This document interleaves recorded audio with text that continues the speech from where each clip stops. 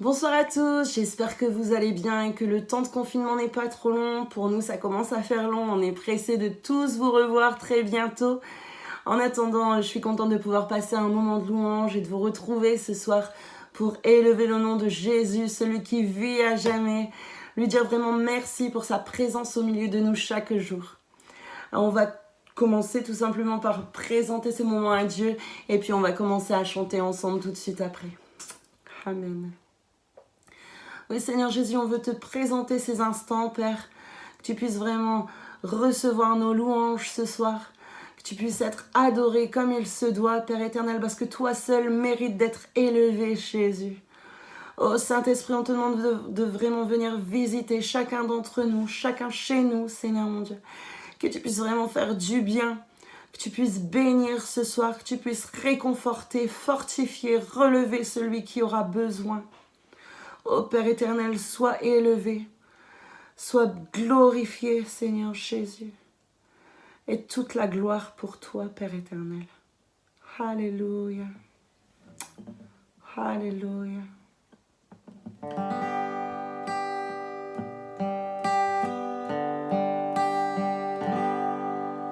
Le roi dans sa beauté, vêtu de majesté, la terre est dans la joie, la terre est dans la joie, sa gloire resplendit, l'obscurité s'enfuit au son de sa voix, au son de sa voix. Combien Dieu qui est grand, on chante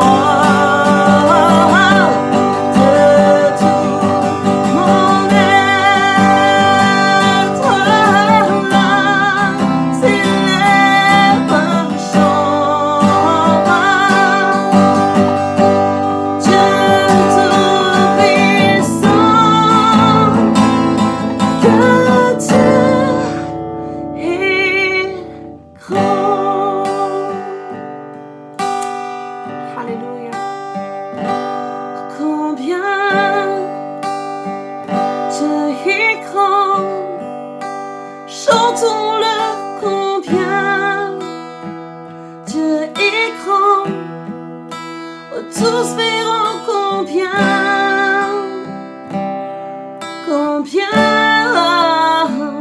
Dieu est grand. Est-ce qu'on peut le chanter une dernière fois?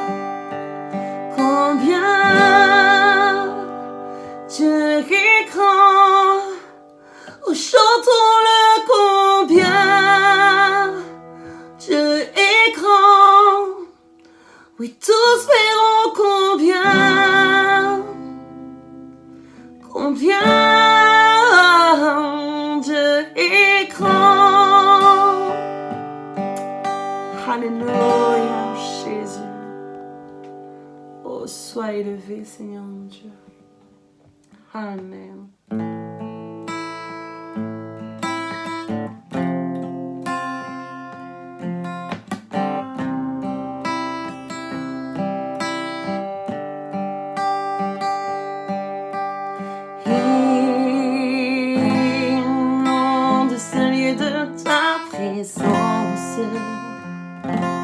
Nous avons besoin de toi. Inonde ce lieu de ta présence. Nous avons besoin de toi. Viens, Esprit de révélation. Souffle sur nous, souffle sur nous. Oh, viens, Esprit de révélation. Souffle sur nous, souffle sur nous. Inonde ce lieu, inonde ce lieu de ta présence. Nous avons besoin de toi. Inonde ce lieu de ta présence. Nous avons besoin de toi. Viens, viens, Esprit de révélation. Souffle sur nous, souffle sur nous. Oui, viens, Esprit de révélation. Souffle sur nous, souffle sur nous. Nous avons besoin de toi en cet instant. Seigneur, sois le centre de nos vies. Et qu'en moi s'élève un chant, une mélodie, témoignant de ta grâce infinie. Inonde ce lieu de ta présence. Nous avons besoin de toi. Inonde ce lieu de ta présence. Nous avons besoin de toi. Viens, oui, viens, Esprit de révélation. Souffle sur nous, souffle sur nous. Oui, viens, Esprit de révélation. Souffle sur nous, souffle sur nous. Nous avons besoin de toi en cet instant. Seigneur, sois le centre de nos vies. Et qu'en moi s'élève un chant, une mélodie, témoignant de ta grâce infinie. Nous avons besoin de toi en cet instant. Seigneur, sois le centre de nos vies. Et quand moi s'élève un chant, une mélodie, témoignant de ta grâce infinie.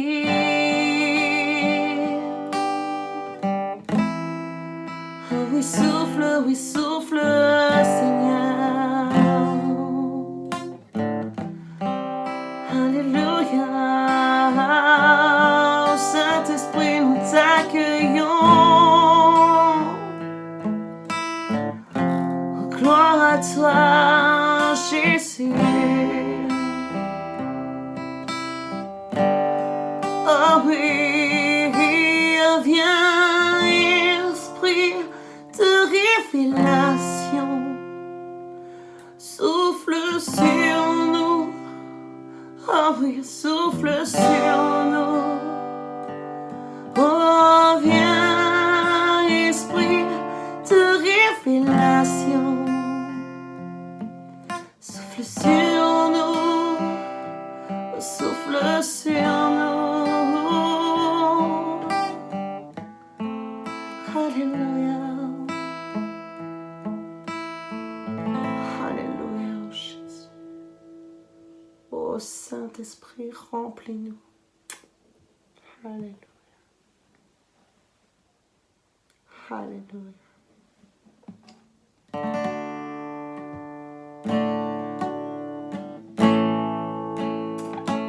Oh, on a besoin de toi, Seigneur Jésus. Oh, fais du bien.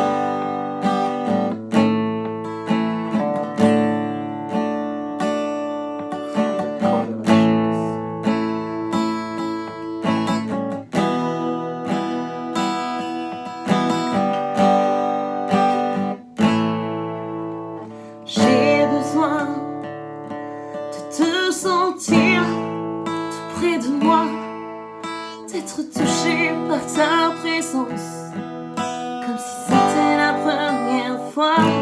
Je ne suis pas indifférente à ce que tu as fait pour moi. J'ai pleinement réalisé combien j'ai besoin de toi.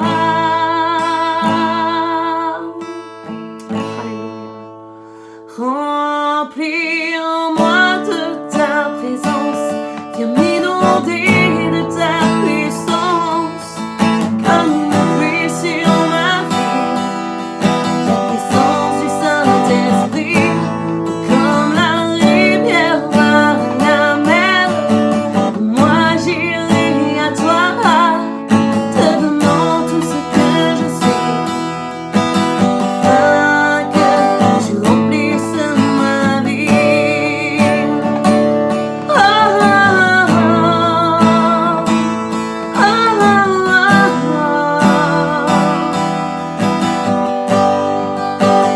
On chante ensemble. J'ai besoin de te sentir tout près de moi, d'être touché par ta présence, comme si c'était la première fois. Je ne suis pas indifférente à ce que tu as fait pour moi. J'ai pleinement réalisé combien j'ai besoin de toi.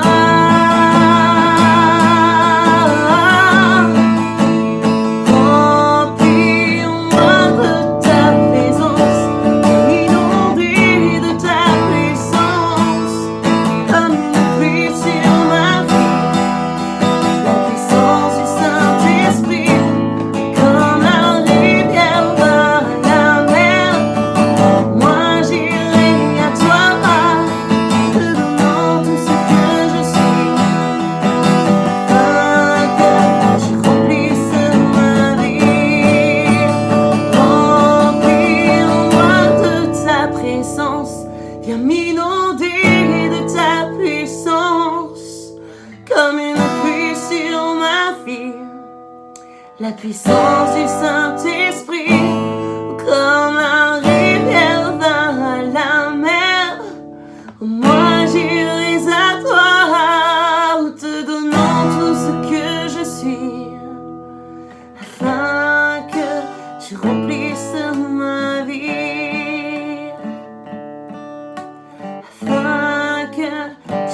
remplisses ma vie,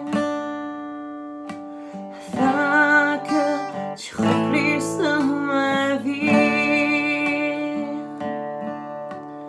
Alléluia, oh Jésus, on a besoin de toi.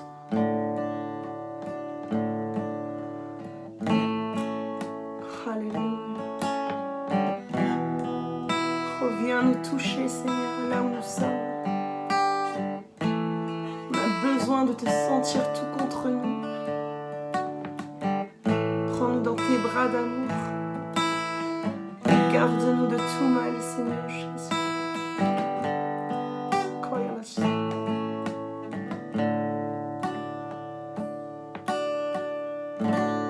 Alléluia, Seigneur Jésus.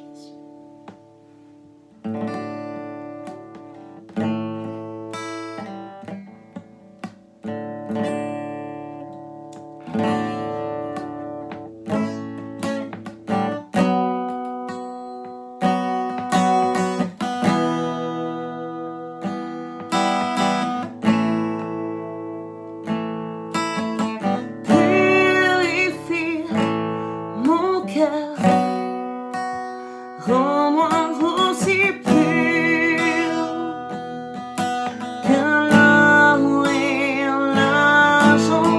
Purifie mon cœur, rends-moi aussi pur que la feu du fondeur.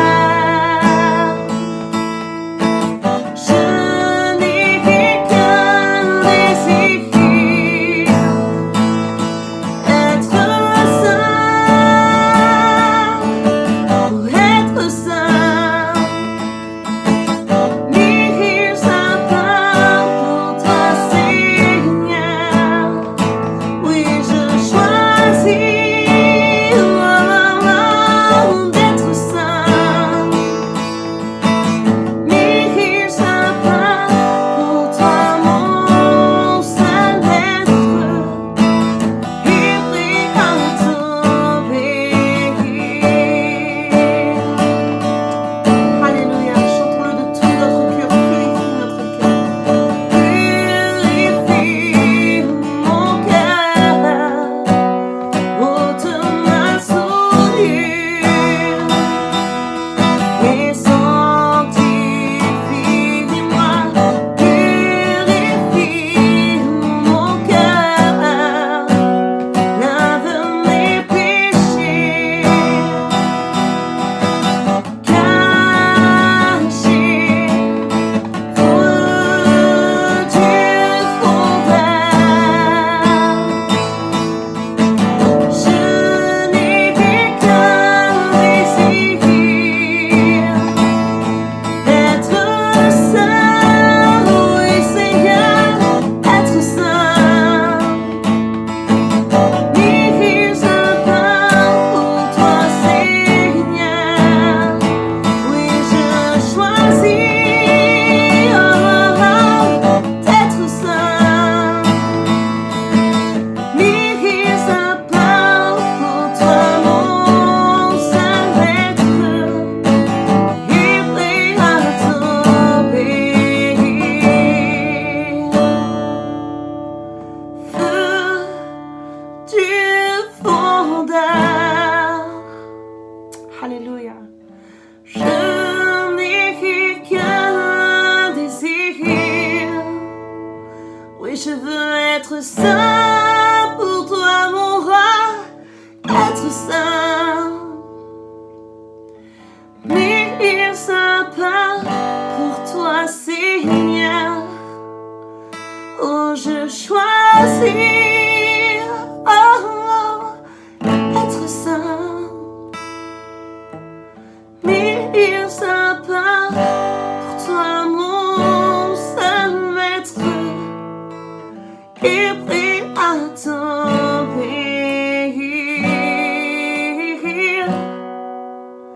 et prêt à t'obéir,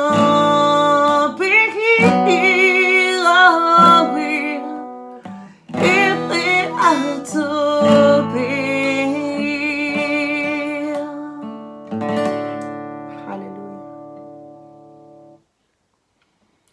laisse toute la place maintenant à notre frère pour écouter la parole de Dieu.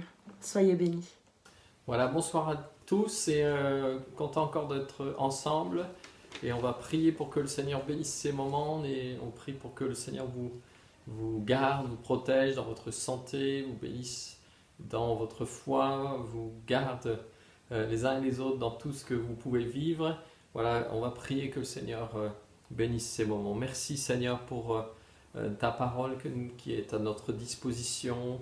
Merci pour ton esprit que tu nous donnes. Merci pour ta présence. Merci de fortifier les uns et les autres dans ces moments. Seigneur, que nous pouvons vivre grâce à ta bonté. Seigneur, merci de cette liberté que nous avons. Merci de bénir chacun. Ceux qui sont seuls, tu les combles de ta présence. Ceux qui sont en famille, tu pourvois aussi, Seigneur, à chaque besoin. Seigneur, merci de renouveler ceux qui sont fatigués, ceux qui sont souffrants peut-être. Fais du bien au nom de Jésus, à chacun en particulier. Nous te remercions, Seigneur, de ce que tu vas nous donner. Donne-nous des cœurs attentifs à ta parole pour que nous puissions vivre quelque chose de ta part dans cette soirée, mais au-delà, dans notre vie quotidienne. Seigneur, que nous puissions vivre quelque chose de plus de ta part, au nom de Jésus. Amen. Amen. Que le Seigneur vous bénisse et nous bénisse ensemble. Voilà, je voudrais partager ce simple message avec vous ce soir, avec ce titre « C'est toi que Dieu cherche ». Oui, c'est toi que Dieu cherche. C'est toi, c'est moi, c'est nous. Dieu cherche. Pour introduire ce moment de prédication, je voudrais qu'on lise ensemble dans l'évangile de Jean, chapitre 4, verset 23. Jésus dit ceci à la Samaritaine. On aura l'occasion de relire, de reparler du contexte de ce texte tout à l'heure. Jésus dit ceci, l'heure vient et elle est déjà venue, où les vrais adorateurs adoreront le Père en esprit et en vérité, car ce sont là les adorateurs que le Père demande ou que le Père recherche. Dieu cherche des adorateurs. Il cherche une relation avec nous. Le Père, il cherche une relation avec ses enfants. Il cherche des adorateurs au milieu de ses enfants, en toi, en moi, en nous.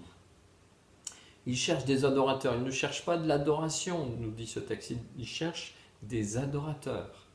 Et par l'évangile, par l'œuvre de Jésus, le Père veut même aller encore vraiment dans une dimension extraordinaire que peut-être qu'on connaît parfois par des textes, mais est-ce que nous comprenons toute la substance les uns et les autres? Seigneur, c'est extraordinaire. Le Dieu qui a créé l'univers veut venir habiter en nous par son esprit. Éphésiens 2, 22 dit ceci, en lui tout l'édifice, donc il s'agit de l'église, non pas les murs, non pas un bâtiment, parce que l'église n'est pas un bâtiment, c'est nous, toi, c'est moi, c'est nous ensemble. En lui tout l'édifice bien coordonné s'élève pour être un temple saint dans le Seigneur. Oui, le temple, ce n'est pas le lieu où nous nous réunissons peut-être le dimanche. Le temple, c'est nous, c'est toi, c'est moi, et c'est nous aussi ensemble. Nous nous élevons ensemble par l'œuvre de Dieu pour être un temple saint dans le Seigneur. En lui, donc en Christ, vous êtes aussi édifiés, tu es édifié pour être une habitation de Dieu en esprit. On lit cela comme ça, mais c'est tellement extraordinaire. Par son esprit, le Dieu qui a créé l'univers vient habiter en nous et vient habiter nos vies. Alors, souvent, nous avons l'habitude de dire que le Seigneur vient habiter mon cœur, vient dans mon cœur. Et nous n'avons pas tort, nous avons raison de dire cela. Mais il y a aussi une nuance qui est importante dans la parole de Dieu et à laquelle il faut prendre garde, parce que l'apôtre Paul dit ceci aussi, et c'est important, dans la première épître aux Corinthiens, chapitre 6, verset 19, il dit « Ne savez-vous pas que votre corps est le temple du Saint-Esprit » Il ne dit pas simplement votre cœur, il dit votre corps. C'est le temple, c'est là où le Seigneur habite par son esprit. Votre corps est le temple du Saint-Esprit qui est en vous, que vous avez reçu de Dieu et que vous ne vous appartenez pas à vous-même, car vous avez été rachetés à grand prix, par le prix du sang précieux de Christ. Glorifiez donc Dieu dans votre corps et dans votre esprit qui appartiennent à Dieu. Voilà, ce Dieu extraordinaire vient habiter nos corps. et Dieu cherche des adorateurs. Amen. Alors, dans ce texte, Paul, vous pourrez relire à la maison, Paul nous met en garde sur tout ce qui pourrait justement souiller notre corps et notre esprit. Il parle de l'impudicité, parce que là, ça ne touche pas qu'au corps seulement. Ça touche au corps et à l'âme et à l'esprit.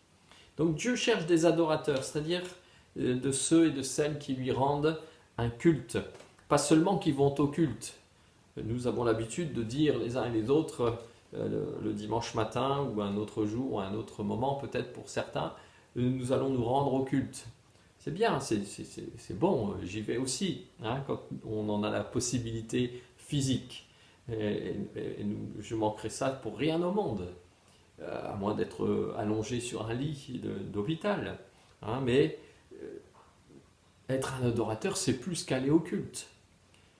On est d'accord. C'est pas seulement aller au culte, mais c'est rendre un culte à Dieu.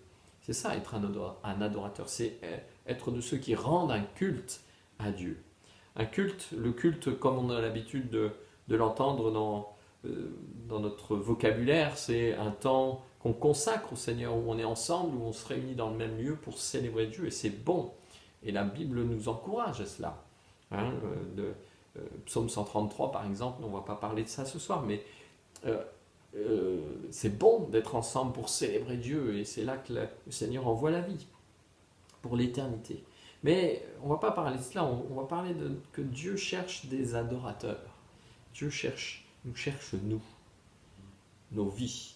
Et un adorateur, c'est quelqu'un qui offre des sacrifices pour Dieu. On va en parler de quelques versets, mais les sacrificateurs, ils offrent des sacrifices pour Dieu. 1 Pierre, chapitre 2, verset 9, dit ceci: vous, au contraire, vous êtes une race élue, un sacerdoce royal, une nation sainte, un peuple acquis, afin que vous annonciez les vertus de celui qui vous a appelé des ténèbres à son admirable lumière. Et puis Apocalypse, chapitre 1er, verset 6, Jésus a fait de nous, il a fait, c'est du passé, c'est déjà fait, c'est déjà accompli, il a fait de nous, par son œuvre, un royaume, des sacrificateurs pour Dieu son Père, à lui soit la gloire. Il a fait de nous. Et je voudrais appuyer sur ce « il a fait de nous », c'est déjà accompli, c'est déjà fait par la grâce de Dieu. Et puis on va revenir en arrière un petit peu dans l'Ancien Testament, dans le livre de l'Exode, chapitre 19, verset 6, où il y a à peu près les mêmes termes, mais avec un temps différent, avec une condition. Et voilà ce que Dieu dit au travers de Moïse, du prophète Moïse, à son peuple, à cette époque, dans l'Exode.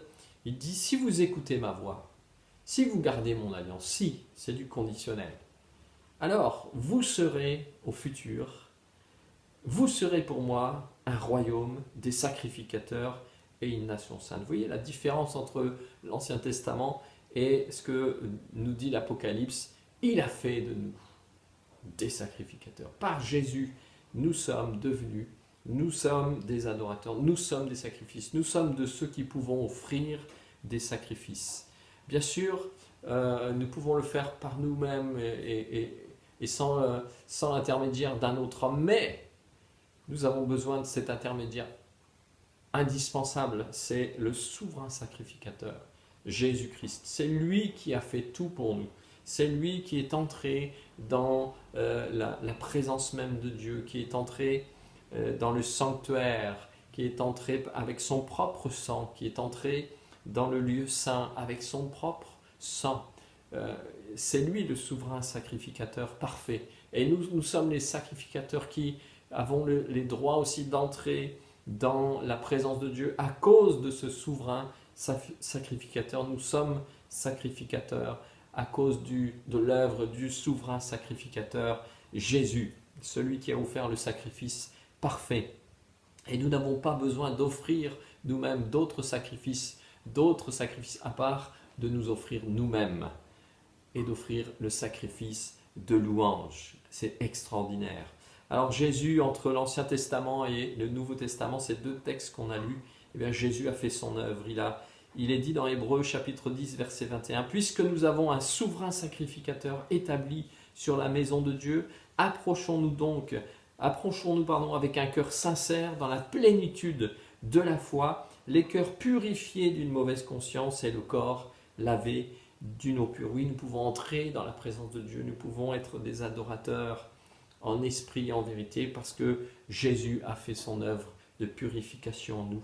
Nous n'avons pas besoin d'offrir des sacrifices d'animaux, nous n'avons pas besoin que du sang coule encore. Jésus a payé une fois pour toutes. On va parler de sacrifice, puisque être un adorateur, c'est offrir des sacrifices. Voilà ce que la Bible dit. Deux textes que je vous propose dans Hébreux chapitre 13 verset 15, il est dit ceci: par lui, par Jésus-Christ, offrons sans cesse à Dieu un sacrifice de louange, c'est-à-dire le fruit de lèvres qui confesse son nom. Voilà un sacrifice, le sacrifice de nos lèvres, la louange, ce qui sort de nos bouches, ce qui vient de nos cœurs, parce que nos cœurs ont été purifiés, que nos consciences ont été purifiées, on l'a lu juste avant. Alors, de nos cœurs peuvent sortir la louange, des chants de louange, des prières de reconnaissance, etc. Le fruit de lèvres qui confesse son nom. Mais je dirais encore plus extraordinaire, dans Romains chapitre 12, verset 1er, où Paul nous dit ceci: je vous exhorte donc, par les compassions de Dieu, à offrir vos corps. Wow, c'est plus que simplement le fruit de nos lèvres. Il dit, vous pouvez offrir vos corps, je vous exhorte à offrir vos corps comme un sacrifice vivant, saint, agréable à Dieu, ce qui sera de votre part un culte raisonnable. Je me suis arrêté aussi sur ce mot raisonnable. Souvent dans nos habitudes, quand on entend raisonnable, on pense plutôt à quelque chose de modéré, de retenu, de bien cadré, un peu limité. Voilà, restons raisonnables. Voilà, avec des limites. Faut pas aller trop loin. Et là, Paul dit plutôt le contraire. Il dit ce qui est un culte raisonnable pour Dieu, c'est de vous offrir entièrement. C'est de tout donner à Dieu. C'est de ne pas être calculateur, mais d'être entier pour Dieu. Tout, offrir le meilleur, offrir ce qui est de plus précieux pour nous, offrir nos vies, offrir nos corps, offrir notre temps, notre énergie, etc. Tout, être entier dans notre adoration. Je voudrais m'arrêter quelques instants sur l'exemple de Caïn et Abel dans la Genèse au chapitre 3. Il est dit ceci, que Dieu a jeté un regard favorable sur Abel et sur son offrande, mais il a jeté un regard défavorable sur Caïn et sur son offrande. Ça peut paraître injuste, mais il faut un peu regarder peut-être à quelques versets plus tôt. Est-ce que c'est parce que Dieu préférait ce que Abel avait proposé comme sacrifice, un animal? Est-ce que ça plaisait plus à Dieu que des fruits et des légumes? Je ne sais quoi. Il ne s'agit pas de ça. Verset 3, il est dit ceci: au bout de quelque temps, Caïn fit à l'Éternel une offrande des fruits de la terre. Et on pourrait traduire au bout d'un long processus, à la fin de la saison, au bout d'un certain temps, au bout de quelque temps, voilà, Caïn fit à l'Éternel une offrande. Et puis, si on continue, verset 4, il est dit: et Abel, de son côté, en fit une des premiers-nés de son troupeau et de leur graisse. Voilà, toute la différence est là, c'est que Abel n'a pas attendu la fin de la saison pour faire une offrande au Seigneur. Il a donné ce qui venait en premier, le plus important, parce qu'il n'était pas sûr qu'il allait y avoir d'autres nés du troupeau. Il pouvait très bien perdre les suivants. Il aurait pu dire, mais je vais mettre de côté, et puis quand j'aurai assez, eh bien, quand mon troupeau sera bien établi, à ce moment-là, je penserai à donner pour le Seigneur en sacrifice. C'est ce qu'a fait Caïn. Il a laissé la saison passer, et puis au bout d'un temps, peut-être quand il avait bien accumulé, bien engrangé, eh bien, il a décidé de faire une offrande, puisqu'il avait bien assez pour lui. Mais voilà tout le cœur même de l'adorateur, c'est que Abel, il vient avec ses premiers-nés, les premiers-nés du troupeau, et il les offre à Dieu. Et c'est ça qui a plu à Dieu. Ce n'est pas l'adoration en elle-même qui a plu à Dieu, c'est le cœur d'Abel, qui était plein de foi, qui mettait Dieu en premier dans sa vie. Et l'adorateur, lui, il adore Dieu. quelles que soient les circonstances. Il offre à Dieu en premier. Il ne lui donne pas les restes, l'adorateur. Il ne donne pas la dernière part à Dieu. Il donne ce qui vient en premier, ce qui est le plus précieux. Il ne donne pas une fois qu'il s'est servi lui-même. Il donne à Dieu sa vie. Il est offert à Dieu. Dieu cherche des adorateurs qui ressemblent à Abel, entiers pour lui. Jésus lui-même s'est offert entièrement. Dieu a donné son Fils unique. Il n'a pas donné un fils parmi tant d'autres, il a donné son Fils unique. Et la Bible dit que nous l'aimons parce qu'il nous a aimés le premier. Nous devons l'aimer et nous offrir parce que lui-même s'est offert bien avant nous. Il s'est offert, dit Hébreux chapitre 9 verset 28, il s'est offert une seule fois pour porter les péchés. Nous n'avons plus besoin d'offrir des sacrifices d'animaux. Nous n'avons plus besoin de venir avec des choses pour plaire à Dieu, mais nous voulons être des adorateurs. Amen. Nous plaisons à Dieu parce que nous nous plaçons en Jésus-Christ, à cause de son sacrifice, à cause de son amour. Je voudrais continuer mais en disant ceci, si la source d'eau elle est pure, alors le ruisseau qui en découle sera pur. Et de la même manière, si nous sommes ces adorateurs que le Père recherche, que le Père demande, eh bien l'adoration que nous lui offrirons lui plaira, elle le glorifiera. Dieu cherche nos cœurs. La religion, elle, va s'attacher à des formes, à des choses extérieures, à des choses visibles, mais le cœur de Dieu, c'est de venir dans nos cœurs, de ce que nos cœurs lui appartiennent. Et on va prendre quelques instants l'exemple de la Samaritaine, puisqu'on va revenir un petit peu au texte initial de mon message, dans Jean 4. La Samaritaine, elle cherchait à savoir de la part de Jésus, puisqu'elle rencontre Jésus près du puits, elle cherche à savoir, mais alors qu'est-ce qu'il faut faire pour l'adoration? Est-ce que l'adoration, ça doit se situer sur telle ou telle montagne? Est-ce que c'est comme ça qu'il faut faire? Peut-être la forme, peut-être que ce qui était important, c'était pour elle, c'était comment il fallait faire. Est-ce qu'il fallait se mettre debout? Est-ce qu'il fallait se mettre assis? Est-ce qu'il fallait chanter tel chant? Est-ce qu'il fallait être dans tel lieu, être à telle heure, dans telle ou telle position? Ça, ce sont les formes, mais Jésus va la ramener au cœur du sujet. Et c'est là que Jésus va lui dire, Dieu cherche des hommes, des femmes, des adorateurs, des adoratrices. Et c'est ça que Dieu cherche en nous. Dieu cherche en nous. Dieu cherche parmi nous. Dieu cherche un homme, une femme. Peu importe le lieu où tu te trouves devant ton ordinateur, si tu es un adorateur, tu vas adorer. Tu es privé de l'assemblée en ce moment pour des raisons difficiles. Ça ne peut pas t'empêcher d'être un adorateur. Peu importe l'heure, peut-être tu n'as pas pu regarder le culte à l'heure prévue ce dimanche. Si tu es un adorateur, tu peux adorer à toute heure. Peu importe la forme, peut-être c'est plus compliqué avec un ordinateur de vivre un culte ensemble. C'est pas la même chose. Mais si tu es un adorateur, une adoratrice, ton cœur va être pour le Seigneur et tu vas adorer, peu importe la forme, peu importe les pratiques, peu importe l'environnement. L'adorateur, il adore. Il adore Dieu en toutes circonstances. On a l'exemple de Paul et Silas. Ils ont été des adorateurs, simplement au milieu de la nuit, au fond d'un cachot, couverts de coups et enchaînés. Mais ils étaient des adorateurs et rien ne les a empêchés d'adorer. Dieu cherche des adorateurs. C'est étonnant parce que je me suis arrêté sur ce mot « Dieu cherche ». Est-ce que Dieu serait surpris? Est-ce que Dieu ne sait pas où nous nous trouvons? Est-ce que Dieu ne sait pas tout? On dit que Dieu est omniscient, ça veut dire qu'il sait tout. Et normalement, quand quelqu'un cherche, c'est qu'il ne sait pas où ça se trouve, ce qu'il cherche. Mais je me suis arrêté sur cette histoire de Adam et Ève. Adam et Ève étaient dans le jardin d'Éden et puis à un moment, Adam et Ève tombent l'un après l'autre dans la tentation, une pêche. Et leur première réaction, c'est de s'éloigner de Dieu. C'est de se cacher. Il dit qu'ils essaièrent de se cacher loin de la face de l'Éternel. Et puis il y a Dieu qui les appelle. qui appelle en particulier Adam.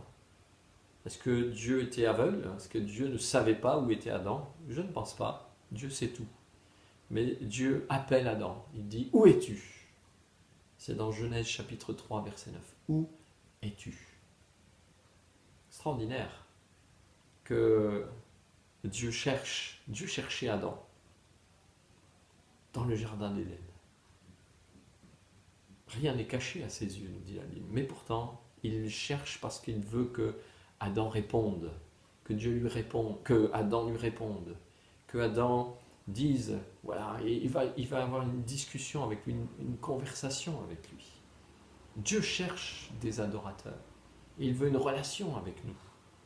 Non pas qu'il cherche parce qu'il ne sait pas où nous trouver.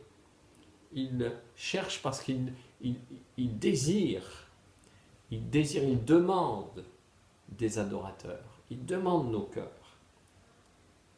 Dieu nous cherche pour une relation avec lui. Peut-être c'est pour une relation carrément à établir pour quelqu'un. Peut-être quelqu'un est là ce soir avec nous et n'a jamais établi de relation avec Dieu. Dieu cherche ton cœur, Dieu cherche à établir une relation avec toi. Et la Bible nous parle de réconciliation, que Dieu nous a réconciliés avec lui par Jésus-Christ. Alors, la première des étapes pour revenir près de Dieu, c'est de se réconcilier avec lui, parce que nous sommes ennemis de Dieu quand nous sommes loin de lui. Même si nous ne le savons pas, nous sommes ennemis de Dieu. Mais nous pouvons être réconciliés avec lui par Jésus-Christ, par son amour, par son œuvre à la croix. Alors il y a une relation à établir et parfois à retrouver peut-être pour chacun de nous, parce que les découragements, les négligences ont fait que notre relation avec Dieu s'est comme affaiblie, amoindrie, et nous avons besoin de retrouver cette relation parce qu'on l'a négligée. Alors Dieu nous cherche pour qu'on soit plus près de lui. Nous ne sommes pas très loin peut-être, mais nous sommes un peu éloignés de lui. Peut-être à cause de quelque chose dans nos cœurs. C'est comme si Dieu s'était caché de nous, mais en fait c'est nous qui nous cachons de lui. Et certainement chacun de nous aussi, nous qui aimons le Seigneur, nous qui vivons près de lui, nous avons besoin d'approfondir cette relation avec Dieu. Et Dieu cherche encore. Dieu nous cherche encore, même s'il nous a déjà trouvés. Il nous cherche encore. Il cherche en nous des adorateurs. Il cherche en nous une relation profonde, vraie. Alors on va prier pour terminer ce moment. Je voudrais qu'on prie dans ce sens, les uns et les autres, et les uns pour les autres, que nous puissions être de ceux qui cherchons la face de Dieu, parce que Dieu nous cherche. Et nous voulons aussi être de ceux qui cherchent pour nous rapprocher du Seigneur. Dieu cherche des adorateurs. Il ne cherche pas notre adoration, il cherche nos cœurs. Et de nos cœurs d'adorateurs va couler de l'adoration. De nos cœurs d'adorateurs va couler de la reconnaissance, parce que nous serons près de lui. On va terminer en priant et peut-être en adorant là où nous sommes, même s'il n'y a pas de musique, même s'il n'y a pas de chant, même s'il y a peut-être un environnement pas propice, peut-être c'est difficile, peut-être tu te sens comme au fond d'un cachot comme Paul et Silas, peut-être que tu te sens comme emprisonné, peut-être que tu te sens empêché, peut-être que c'est difficile. Eh bien, sois un adorateur, parce que Dieu cherche un adorateur ce soir. Dieu cherche une adoratrice. Dieu cherche ton cœur, Dieu cherche mon cœur. Dieu cherche l'Église aussi, qui est un ensemble d'adorateurs. Ensemble, on veut faire monter l'adoration, parce que nous-mêmes, nous serons des adorateurs. Merci Seigneur pour ta parole. Nous voulons y prendre garde. Seigneur, nous voulons être ensemble de ceux qui sont des sacrificateurs, qui te louent, qui t'adorent en toutes circonstances, peu importe le lieu, l'environnement, la difficulté, les découragements, les épreuves, peut-être nous restons des adorateurs. Et c'est ça que tu cherches en nous. Plus que ce que nous faisons, c'est ce que nous sommes, Seigneur. Et nous voulons t'offrir la louange, nous voulons t'offrir ce sacrifice de louange sans cesse, Seigneur. Nous voulons, comme on l'a lu, t'offrir nos corps comme un sacrifice vivant, saint, agréable à Dieu. Et ça, ce sera de notre part un culte raisonnable. Seigneur, nous voulons être de cela, Seigneur. Alors, renouvelle nos pensées, renouvelle nos cœurs, renouvelle le Saint-Esprit en nous, afin que nous soyons de ces adorateurs et de ces adoratrices dans le nom de Jésus-Christ. Amen, amen. Je vous souhaite une bonne soirée, que le Seigneur vous bénisse et à la prochaine fois, prochaine rencontre, soit un dimanche, soit un mardi, soit toutes occasions où on a l'occasion de se retrouver. Eh bien, on est heureux d'être ensemble, que le Seigneur vous bénisse et à très bientôt. Bonne soirée à tous.